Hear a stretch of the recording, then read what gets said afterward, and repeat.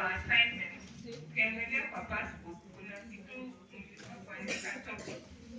And one of the topics was consumerism. Yeah? Yes. Inside your topic. What is consumerism? To consume too. Yeah, it comes from the word consume. That's as easy as it gets. To eat, to use, to get things for the sake of getting them. And sometimes, when we're talking about digital media as well, we're being told how some of the world, the advertising, the way the media works is to influence your mind to buy stuff. Yeah. So how do we beat that? We need to be alert. So now let's take it from the top.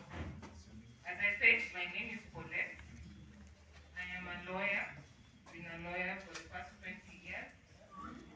I'm also a certified counselor, counseling psychology. I love God, I love learning, and I love adventure. And my personal mantra is that only dead things don't grow. Only dead things don't grow. So if you're not growing, ask think yourself to confirm whether you are alive. come on, you deadbeat. The objective of this course, what we are learning right now, is one, to understand what financial management entails. To understand what financial management entails. Number two is to provide an awareness of the biblical principles about money and wealth. To provide an awareness of the biblical principles about money and wealth. Third is to provide insight. Second, awareness. The first one was to understand what financial management entails. Because ya pili ilikuwa to provide an awareness of the biblical principles about money and wealth. To provide an awareness of the biblical principles about money and wealth. The third was to provide insights on the money wounds that we may be having. Money wounds. Have you heard of money trauma? When I was thinking about financial management and Christians, the words that were coming to my mind were stewardship. The words that were coming to my mind were so many things. But I think one area that we don't delve in enough is money wounds and money trauma. Yeah, and I think sometimes we make wrong decisions because of our money wounds. To gain the know-how, the last objective is to gain know-how on how to have a healthy relationship with money. To gain know-how on how to have a healthy relationship with money. So the question for reflection throughout this small speech of mine will be, do you have a healthy relationship with money? That's food for thought to think about. Now, when we consider the first objective, it's just to understand what financial management entails. And because it's a discussion in the evening, I want us to be very participatory. When you hear financial management, what do you think about? Kisikia mtu anaongea juu ya kumanage pesa. My Swahili is very, very bad, but I got an A in Swahili. So my written Swahili is very good. My spoken Swahili is very bad.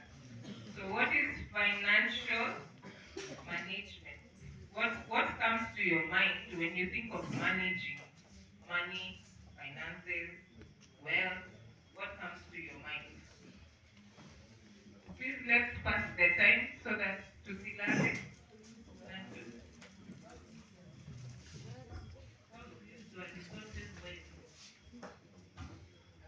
Thank you very much. One is use of resources.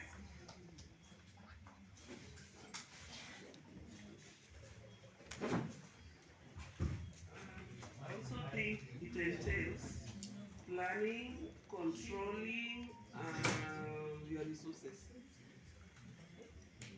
Thank you. When you talk of management, you're talking of planning, you're talking of controlling. What other things come to mind? I think of it in terms of how to gain, to grow, and to how to gain, to utilize, and grow the money. Thank you. That talks to organizing your money, directing and controlling your financial undertakings. So I hope you've gotten all those points. Point number one was planning. In management, there has to be an element of planning because you cannot manage something without a plan. We say planning, failing to plan is planning to fail. So the first point with money is that we must plan.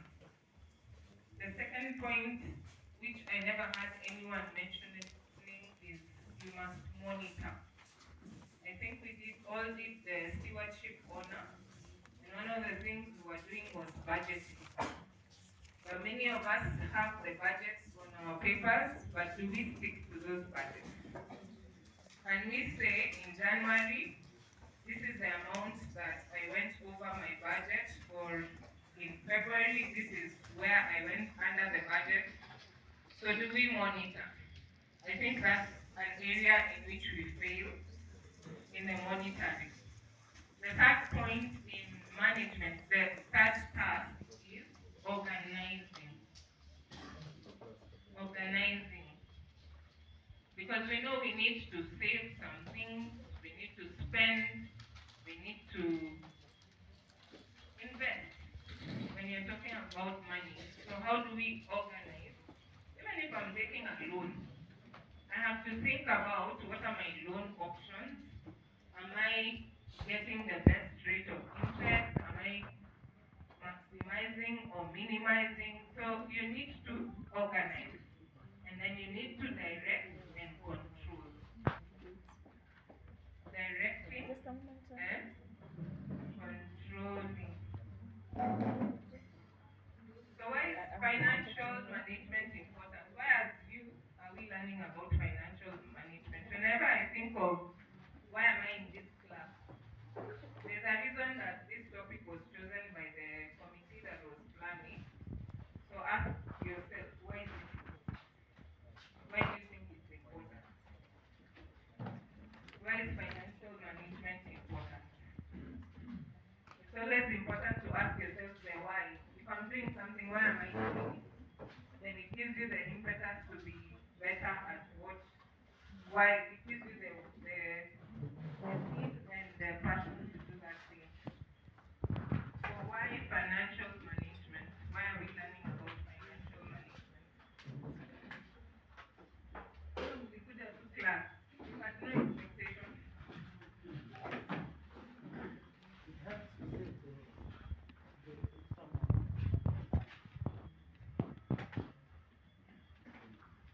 I think it helps to save the amount of money you have. Why do you need to save? It's the right answer. Greater saving is a good thing, but why? Yeah, for future use.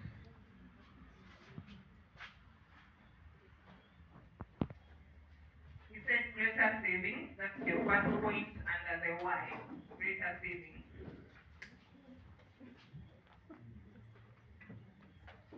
Haya, hamkuangi na pesa ama you don't plan for your money. Vile tumeona masnacks zimetoka hapa na you don't have money. Don't say you have money. I think why we learn financial management is because most of our life, each and every single day, revolves around the use of money. Since tangu utoke kwa keti yako to maybe a workplace or your household, anything you eat, you have to use money. If you want to talk to your girlfriend, boyfriend, you use money. So everything revolves around money. I think that's why. Thank you. I really like that answer. Our life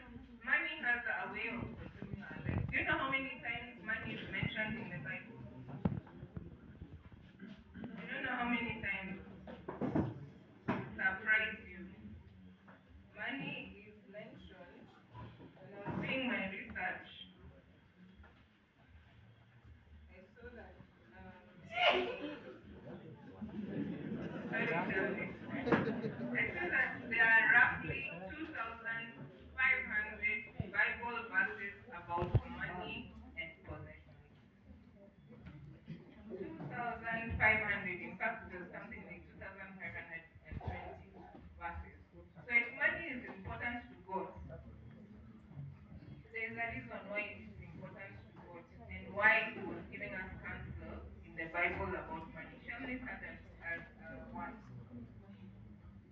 I wanted to add that financial management, I think it's important for us to learn about it because it will help us as young people to achieve certain financial goals that we have for ourselves that contribute overall to self-actualization.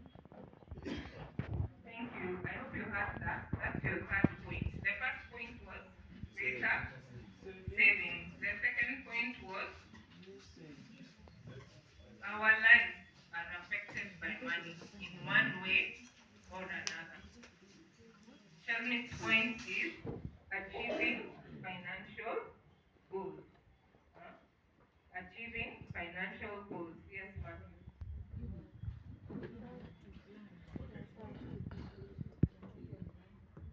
Thank you so much. Mine is to ask, of course, financial management is very important, but where does accountability come in? Because many of us spend. I was talking with a friend almost 3 months ago. So for him, whenever he buys anything, he takes a receipt. When he takes a sweet, after a receipt, go on account. Okay, the money he spends from a company that he needs all that he's spending to be received. So when you ask that question, it's important. That's quite about accountability. We give an account of what we spend, and that will be maybe a reason why I should listen to this so that I'm more accountable to others. Thank you so much, Matthew. At the end of the day, money belongs to God. And if you've been given something by God, don't you think you will render an account? Bagi ya beti iko wapi? Don't you think you will have to render an account? So if we look at it that way, we'll be more intentional about how we use our money because we need to be accountable. Whether some families don't ask you, he talked about companies, they ask you to account. Yeah, you have to give in that receipt, you have to give in, the government wants you to put everything on eating, you have to give them the receipts. That is the accounting policy. But what about the owner of the money? It's important for us to remember that we need to be accountable. There are many other reasons why financial management is important, but for me, as a counselor, as somebody who has worked in the legal field for a very long time, I think it's also good for family stability and your own mental health and wellness. If you manage your finances well, you will not be stressed, waking up every day anxious, stressed, not sure what to do with yourself. I remember meeting someone here. There used to be a fish shop near where we used to go to college, and he told me how everything of his he had saved about 4 million in at that time I think it was Diamond Trust Bank or something, and it went under. And how he had contemplated suicide and how he was rebuilding his life and all that. So for me, it was a story of reorganizing yourself to meet the challenges of life. Because life will happen. Yeah, life happens. But are we able to have the presence of mind to reorganize ourselves? So that is what financial management is. Even thinking about when life happens, how do I reorganize myself? Because you have to reorganize yourself. When you're single now and when you're planning for your wedding, that's a different season. You have to reorganize around that life transition. When you get married, you have to reorganize. When you have children, you have to reorganize. So even all our phases of life, as you grow, we say don't be dead things don't grow, yeah. So we face transitions in everything that we do, which will involve money. So what is the biblical basis of this topic? Like I said,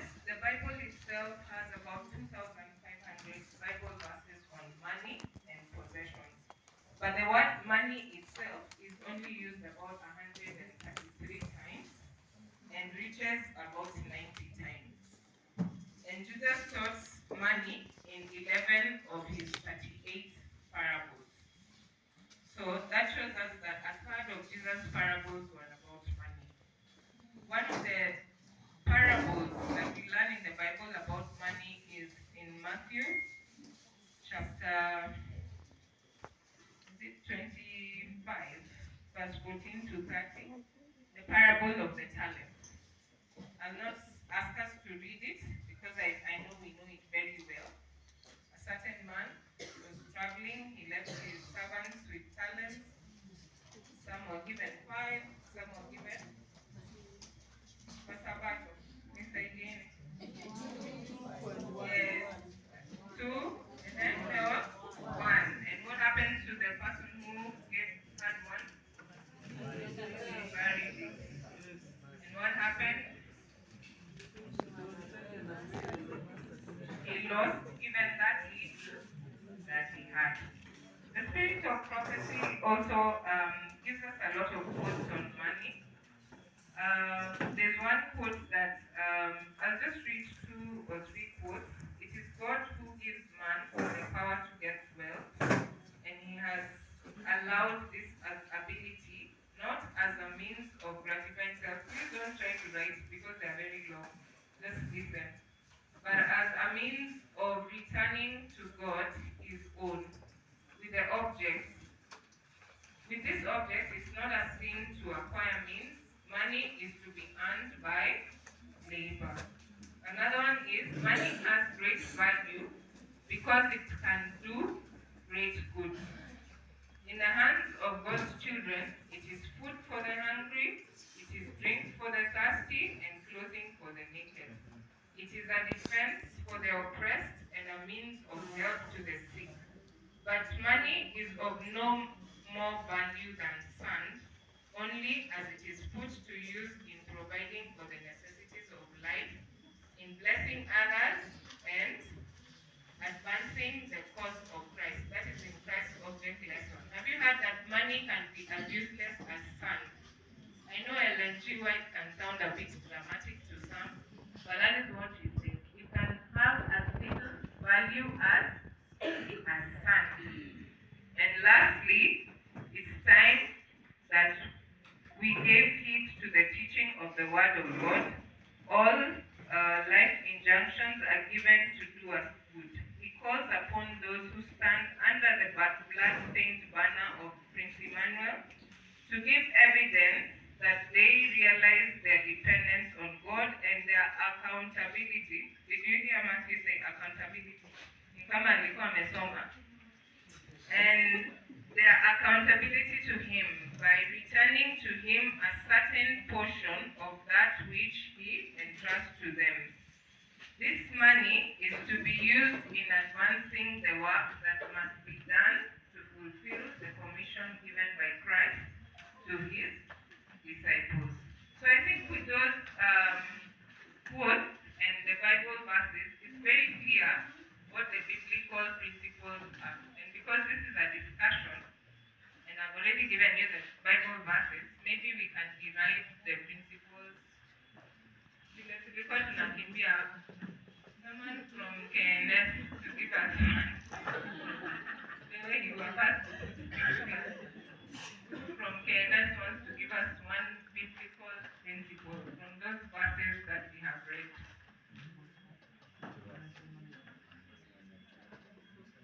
Now we start another game for points. You have to think about this this week.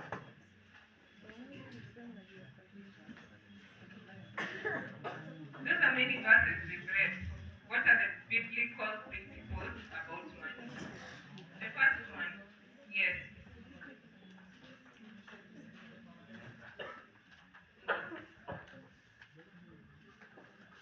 I think the Bible says the love of money is the root cause of all evil. Yeah, so I think the love of money should be limited. The love of money is the root of all evil.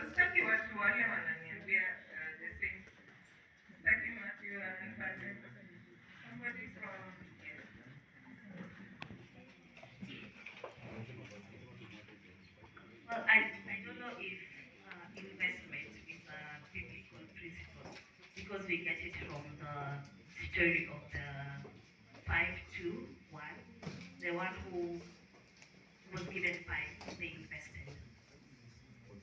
True. That's a biblical principle because it comes from that parable. There was using money to get more money. Yeah. You've heard that money in the hands of Christians is supposed to help. So if we are going to bury it and not invest, then how will it help us? What we learn is money should be earned from the labor of your hand.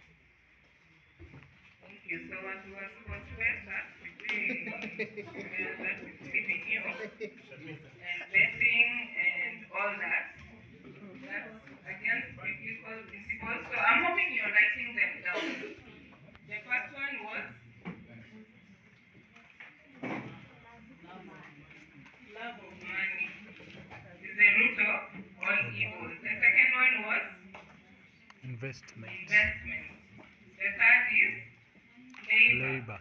Yeah, God has given us work to do. So hakuna kungoja sport pesa, gambling, and any other form of laziness.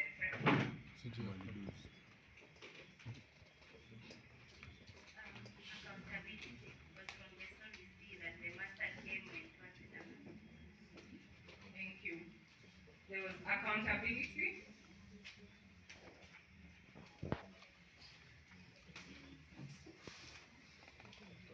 I don't know whether the element of insurance is also written in the Bible because if I can recall correctly, when Joseph was the governor of Egypt, remember he advised the Pharaoh to actually store enough grain that would last for 7 years before the famine.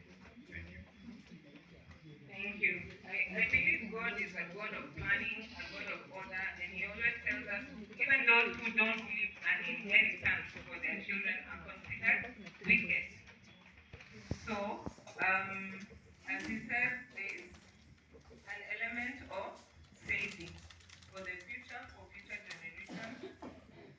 So I hope you've written all those biblical principles. Just some few facts about money, what money is not. Our friend said the love of money is the root of all evil, but not that money is evil. Money is not evil in itself. Sometimes as Christians we think having money, tunalump watu wako na pesa kwa Illuminati. Money itself is not evil. Debt is a poor master. So you need to manage your debt. You remember when we were talking of why are we learning financial management? Oh dear. We also said life happens. So you need to have a saving culture. And our financial needs are an opportunity to trust God. Do you remember the story of the fish in the coin in the fish's mouth? Do you remember that story? Matthew chapter, I think it's 27, not 17. I think it's 27. So I've had the bell, but I've not even started the presentation. So I don't know how we'll do this. I wanted to touch a bit on money wounds and some of the wounds that we may have from our childhood. Because if we don't cure it now, you'll get into marriage with wounds, you'll get into other relationships. I know not everyone is looking into marriage, or already you're in marriage. You're going to wound your children, you're going to wound others around you if you don't heal from your money wounds. So I just want to go through that quickly and just mention some of the things that cause money trauma or financial PTSD. Those are just technical terms for money wounds. The first is family dynamics. Family dynamics. If you grew up in a family that was very, very poor or people were very, very frugal, there's a way that money was handled. And you may think that money it comes with shame and guilt. Money is scarce. If you ever had people complaining, maybe sina pesa. And then your child will ask you always, my mother never has money. There's a friend of mine who made me laugh. She said she overheard her son playing with the neighbor's children, and he was like, well, you know my mother never has money. So those things that we say, we keep on saying, maybe sina pesa, maybe sina pesa. I think we can rephrase that too. We can work towards that, or we can save towards that, but don't always have a scarcity mentality. It affects us, it affects our children. You find your children are always anxious. Hata hataki kukuambia when they need something because you're always stressing about money. Hakuna pesa. But there is no man. I like the speaker who came before me because he prepared the way. There's no man. Why are we like that? Kwanza wa Sabato mkiitishwa hata pesa ya kampo. Well, I'll not go there. The other family dynamic is when your parents spoil you. There are those of us who, because now we grew in those families that money was always scarce, now we think that the cure to that is not spoiling our children. Have you seen that dynamic now working the other way around? So what happens when you spoil your children? They become over entitled, they don't know how to work for the money, and eventually it comes to ruin. For them, money doesn't have, they don't have accountability. Yeah? I can see two hands at the back. Let me run through it very, very quickly. We are still on family dynamics, and then I'll give an opportunity before the bed is run again. If your parents were extremely charitable, Sabato wanakuanga na hiyo, especially children of elders and pastors and whatever, your house is open to anyone and everyone, and other people's needs are more important than your needs.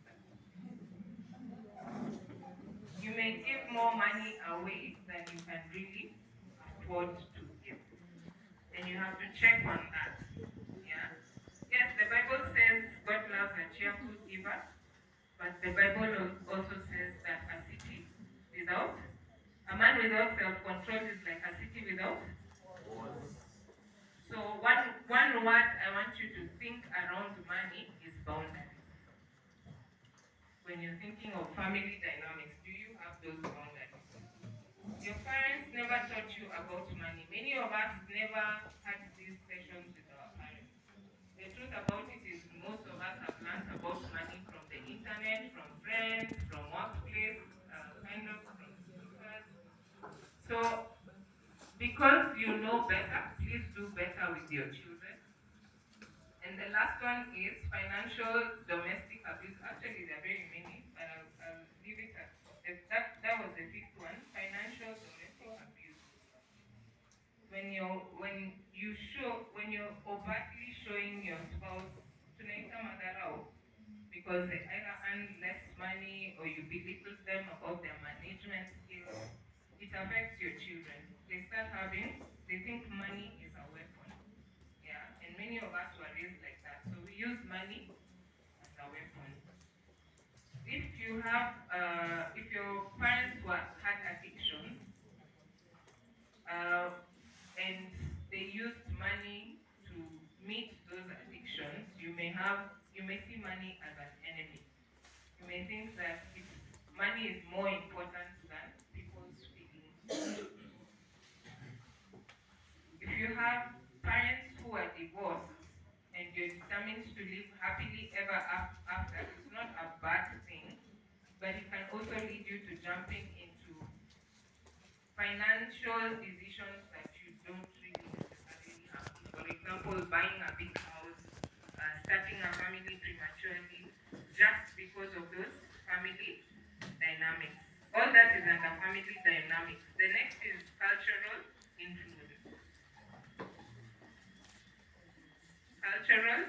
influence. And the third is personal trauma. I think cultural influence, they're just ways Africans like saying we are hustlers, we are sufferers, but we're Nairobi. Born to suffer. Yeah, something like that. So your culture around money should, do I have a healthy relationship with money? The third is personal trauma. I know many families that have been affected, say by a job loss or a sickness or something like that, and it affects the way we deal with money. So we need to think about what are those circumstances around money.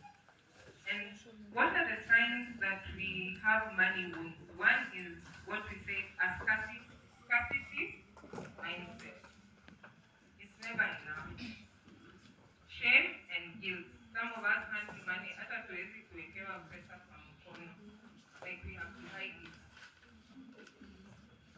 Some can't even exchange money when their family members are there because there are money wounds in that family. Financial anxiety. You're always stressed. You have a job, but you're stressed about money. Money comes and you feel stressed. Overspending, yeah?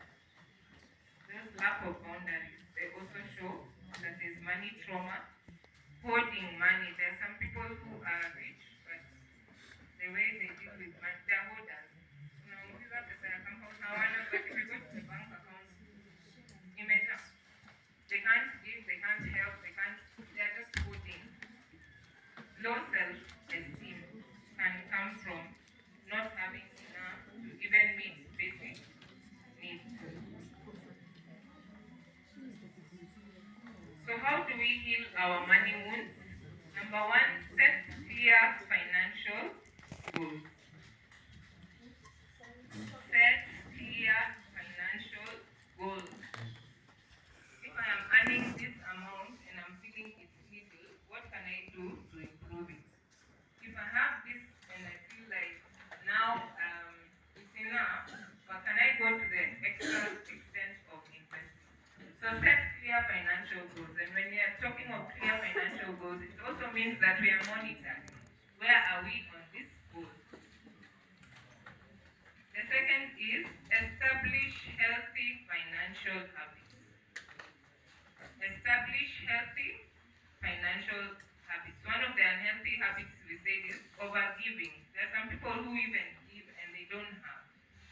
They get into debt trying to sort other people's problems out. Challenge limiting beliefs. The third is challenge limiting beliefs. You remember those limiting beliefs that came from the trauma? One was money is a weapon. Another one was it's shameful to have money. Another one was I'm not good enough, especially if you've gone through a job loss or maybe even a business has failed. You may have that mindset of I'm not good at this, or I'm not just good with money. But that is a belief that you can challenge and work towards being better. Forgiveness and letting go. A lot of our trauma wounds from childhood, we don't forgive them. And sometimes we are learning this so that we understand this was a trauma and forgive, let go. And the last is seek professional help. If you feel that you have those traumas, there's no need of telling you here biblical principles, save, do this, invest. If you have those money wounds, you're not going to be able to do the right thing with your money. My parting shot is like, how many of us have played Monopoly? Yes, it all goes back into the box. Thank you. Let us pray. No, I think it was a question. Thank you for the insightful lecture and sharing.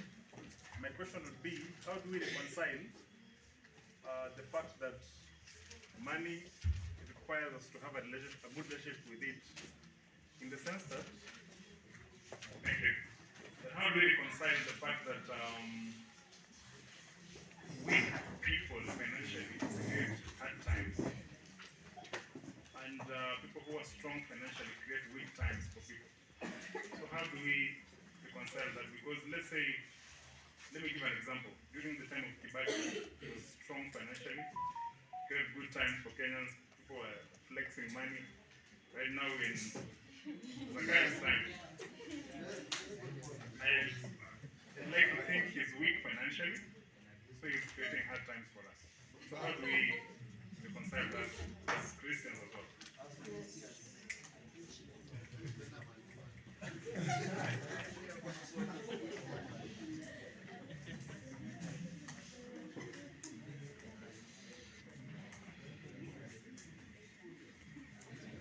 Has it ever occurred to you that even in those hard times, there are still some people thriving?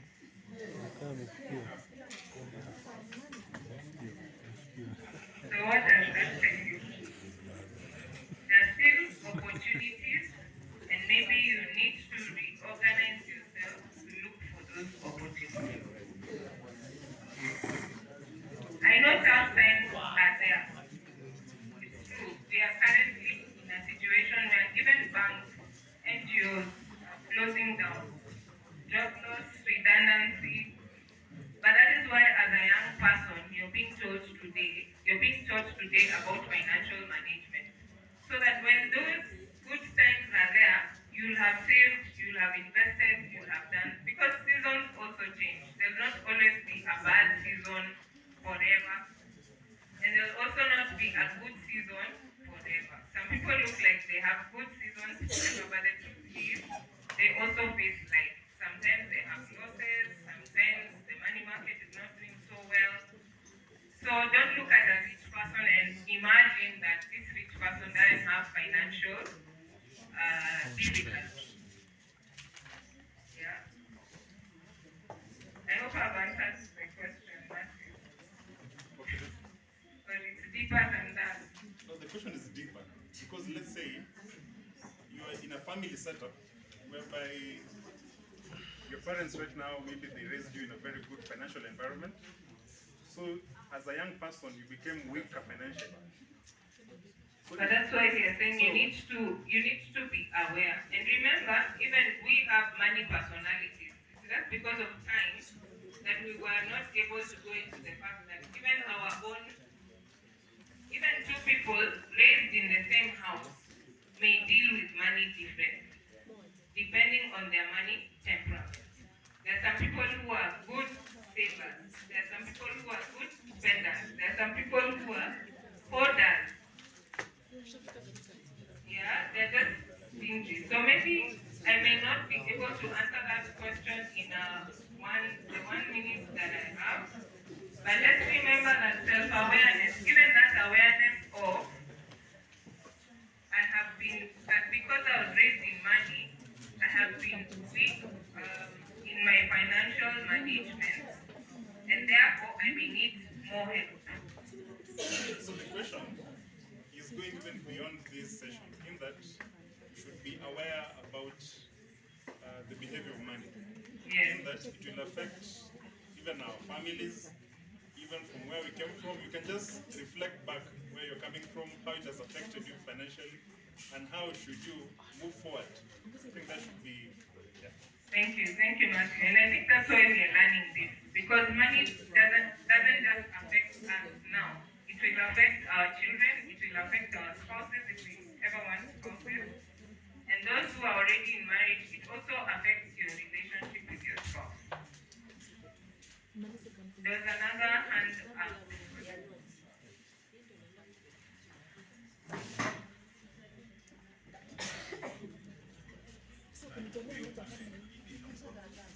Simtupatie hii pesa.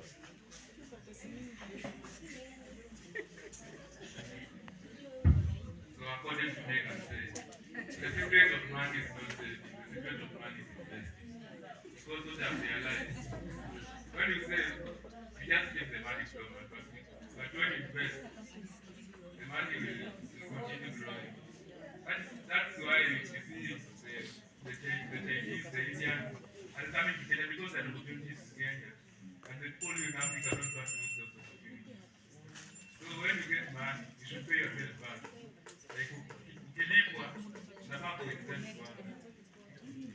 Same way when you invest kwanza, even when you pay your rent, just invest first. Let me explain. Because when you invest, when you invest back in the pesa, utakuwa na pressure kwa rent ya moja hii. Utakuwa na project initiative is budget. So you have to invest. Yeah, what's up yet? The secret of money. Namba 10.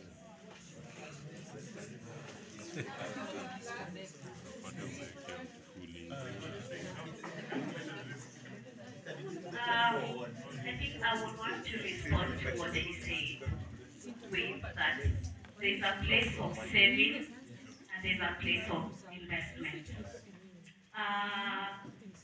He mentioned ukipata pesa usipige mwili pole kwanza. I always say this. Everyone has a different amount of income. You know your income, you know your expenses, right? There's no need to invest if you have not sorted your future expenses, right? If you've read Poor Dad, Rich Dad, there's the 50-30-20% rule, right?